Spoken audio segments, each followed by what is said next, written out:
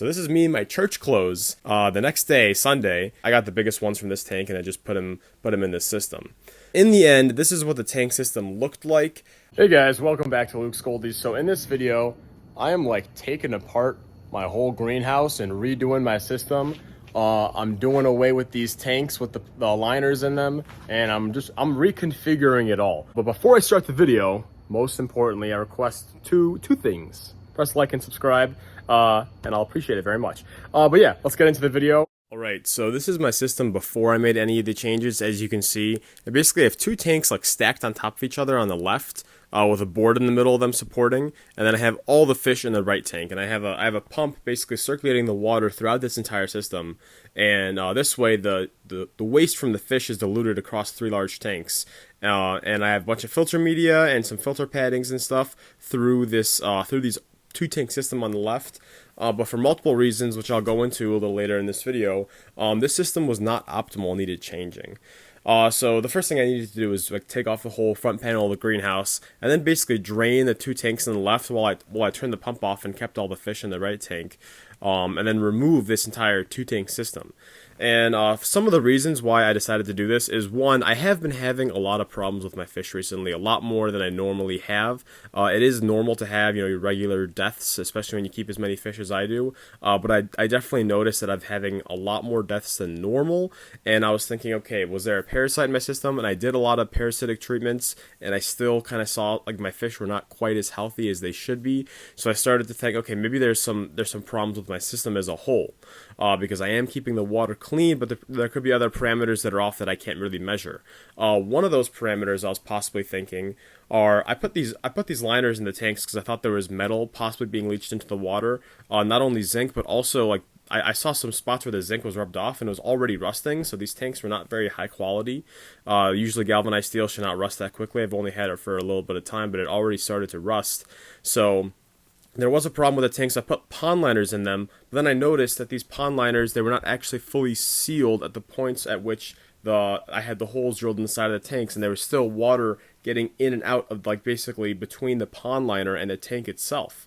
And this is a huge problem because not only can bad bacteria build up in there, but also you can get additional leaching of those chemicals again into the water system.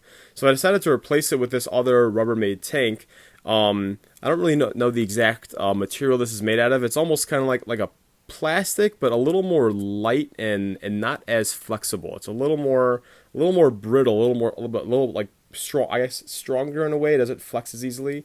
So I decided to put this in there. And also a risk that I was going to address is the instability of the system. Having two tanks like that stacked on top of each other with a board in the middle was not super stable.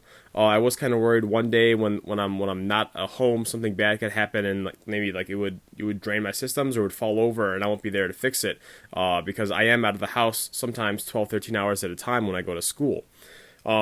So I did build this a lot more stable little filter bed up top, where for my new system I'm going to have basically my filter media and maybe some plants to go there. I got these little bulk fittings. I got those off Amazon. That's what I used in my previous system. I just took them off that system, and I decided to put them on this little bed, which I'm going to have be part of this new system. But I thought this was a lot more stable than my other one. Any kind of big windstorm or any kind of changing of and flexing of the materials with the temperatures really wouldn't cause anything to topple over. So unfortunately, midway through this whole thing, it started raining outside pretty badly. But I decided to keep on going anyway because I had to get this done. I had filter media in some buckets that was having the bacteria die. I had to get the system going ASAP. So I quickly rearranged the filter system. I basically had two buckets on top of each other with a little basin where plants were, and I filled those buckets with filter paddings and filter media. And it would basically, I was going to have the water pump into those buckets and then pour through, and then eventually just pour back into the tank through the little basin where the plants are. I then drained, basically I half drained the other tank to get some of the tank water into the other system, so then I could easily transfer the fish, because I don't want to transfer the fish directly into new water, because it might be a little more stressful for them. So I decided I'm just going to get the big guys for now and put them in here. I still might change this later, but I just thought for now, I got the biggest ones from this tank and I just put them in this system. After this, I basically had to rearrange all these little filter pumps and everything, I decided to have the system be basically two separate things, where the right system is all just a bunch of sponge filters that clean it, and the left system is mainly this big filter bed on top. And after I did all that, it actually looked pretty good. I thought I was about done. I said, okay, perfect. I have a system on the left here. The fish look happy. I kind of adjusted the water flow to the point where it's not too crazy for them. The system on the right there looked good. But then I saw something that like broke my soul. I was really just frustrated when I saw this. There was a crack in this tank. After all that work I did, yeah, there was a crack in the tank, and that was extremely upsetting, because that means I would have to take all these fish, put them back in their tank. I'd have to drain the tank. I'd have to undo some of the piping, drive back to Tractor Supply Company, return this tank, get a new tank, get the front of the face off. So this is me in my church clothes. The next day, Sunday, right after church, I was like, okay, I got to get this done now, because if I don't do this now, I'm just gonna like put it off, and then this thing's gonna crack entirely during the winter time. But yeah, that was extremely unfortunate finding that crack, because I just put so much work into there. So I went back to Tractor Supply. I got a different tank with a different material. These Rubbermaid tanks, so they look very strong and feel like they're pretty strong, I believe they're very, very brittle. I saw some other tanks in there that also had cracks to them in the same spot, but I looked at this one, I didn't see it at first. Even though they feel like they're very rigid, I believe they actually are more brittle and they're easier to crack. The other ones, they're more flexible, they don't crack as easily, and that's something you want to get instead. That's why I got this other tank.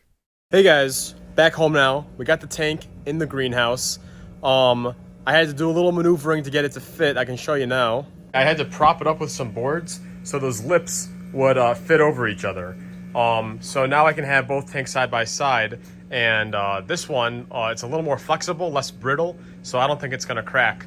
So now I'm going to set the system back up, and I'm going to get the other fish I had in the other one back into this one, and hopefully we'll be all good to go. There won't be any more work to do. So I put some of this dirty water in here that was left over from some of my filter media, just because I know it's full of like beneficial bacteria, and I really did want to help jumpstart this system, because I know definitely the amount of time that the filter media has not had water exposed to it definitely killed a lot of it. So definitely the nitrogen cycle is a little unstable. So I decided to put that in there along with some more tank water, and after I had the whole thing said and done, as you can see, it looked very dirty, but if you give it some time, especially when you set up a new system, you kind of do want that dirtiness in the water, because you want it to eventually settle down in the filters, which is where the beneficial bacteria really get into action, keeping that ammonia down. Okay, I just about finished all the work. I do have to clean up some of this junk over here, but you know, the fish are good. The fish are in new tanks. The system is much more stable, in my opinion. Less risk for a failure, and less, you know, risks in terms of chemicals and bad bacteria. So I'm very happy with our system right now. Okay, and going into some of the reasons again why I decided to change the system up. This was the tank when I took the pond liner off of it. The pond liner is supposed to stop any water flow basically from touching the metal, but as you can see, it reacted with it. Like, there was definitely water in here, and there was all kinds of weird corrosion and buildup, and I'm sure a ton of bad bacteria was breeding in this very low circulation area that was probably getting back into the water system. And also I'm sure that the zinc and some of the rust from the metal was getting back in there too. That's the reason why I put these pond liners, was to stop the zinc and the rust from getting into the water, but I'm sure that it was still leaking into there. And then also this board I had in the middle, covered in the trash bags, that was pressure treated wood, but even though I covered it in duct tape and trash bags, I could still smell bad chemicals coming off from it. So I thought there's also a possibility of water splashing back onto there and then leaching bad chemicals into the water. But in the end, this is what the tank system looked like. I had the two tanks side by side. There were two separate systems, one completely filtered by sponge filters, the other one filtered by its little makeshift filter on the top of it, and I'm a lot happier with the system. I think it's also a lot better when you walk in. You can see the two tanks so much more clearly. It's a lot cleaner, a lot less risk for failure, them toppling over, and I think that hopefully it's going to give me less problems. It's going to remove those hazards that I believe were possible in those tanks, because I definitely have seen some more problems with my fish than I normally would. You're always going to see some problems with your fish here and there when you have a lot of fish like I do, but I noticed a lot more, and I've also noticed they haven't been gaining as much weight recently. I'm still trying to figure out why that is, but I do believe like those are some possible hazards that that could have been causing that. That's why I got rid of them. But overall, the system looks nice. I also want to thank JCMP Aquarium. Those two lights above there, those were both sent to me by JCMP Aquarium. I only had a use for one of them before. I just put the other one in my closet. But now I have the use for both of them to light up both those tanks. And they look very nice. But yeah. Now I enjoy a lot more just walking in here and looking at these fish. It's just so cool to see them have almost like a little more space and be more spread out. Before I just felt like it was so cluttered in here, but now it looks very nice. I'm very happy with this. Don't forget to like and subscribe. Luke's Goldies out.